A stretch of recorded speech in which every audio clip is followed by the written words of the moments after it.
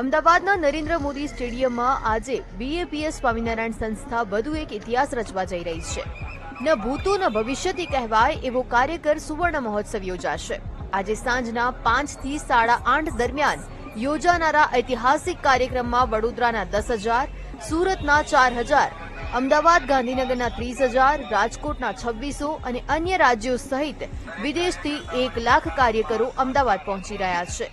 મુંબઈથી કાર્યકર સુવર્ણ મહોત્સવનો લાભ લેવા માટે આવ્યા છે અને બહુ જ ઉત્સાહ છે, કારણ કે અમારા ગુરુ મહંત સ્વામી મહારાજની ઈચ્છા છે કે બધા કાર્યકરોને બિરદાવવા છે અને એમના અંતરમાં જે ઉમંગ હતો એને લઈને આજનો ઉત્સવ છે, તો ખૂબ જ ઉત્સાહ છે આજે આવવા માટે। કાર્યકર સુવર્ણ મહોત્સવમાં ભાગ લેવા માટે આવેલા કાર્યકર્તાઓને ફૂડ પેકેટ આપવામાં આવનાર છે, ત્યારે 50 થી વધારે ટ્રક અને ટ્રેક્ટર ભરીને ફૂડ પેકેટ સ્ટેડિયમમાં પહોંચાડવામાં આવી રહ્યા છે। સૌથી પહેલા જે પણ લોકો પોતાનો પાસ લઈને આવ્યા છે તે પાસ જે છે તેને સ્કેન કરવામાં આવી રહ્યો છે અને સ્કેન કર્યા બાદ પોલીસ દ્વારા તેને ચેક કરવામાં આવી રહ્યા છે।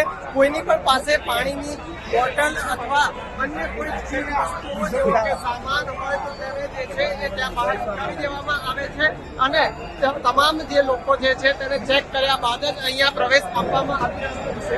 ત્યારબાદ જે છે સાંજે 5:30 વાગ્યાથી આ સુવર્ણ મહોત્સવ કાર્યક્રમ જે છે તેની શરૂઆત થશે। અને શું નામ આપનું? અલકાબેન ચુડાસમા। અલકાબેન, આજે બીએપીએસ નો કાર્યકર મહોત્સવ છે, શું કહેશો? ક્યાંથી આવ્યા છો? કેટલો ઉત્સાહ છે? શું કહેશો? અમે લોકો એકચ્યુઅલી મુંબઈથી આવ્યા છે અને આજે અમારે કાર્યકર સુવર્ણ મહોત્સવને 50 વર્ષ થાય છે।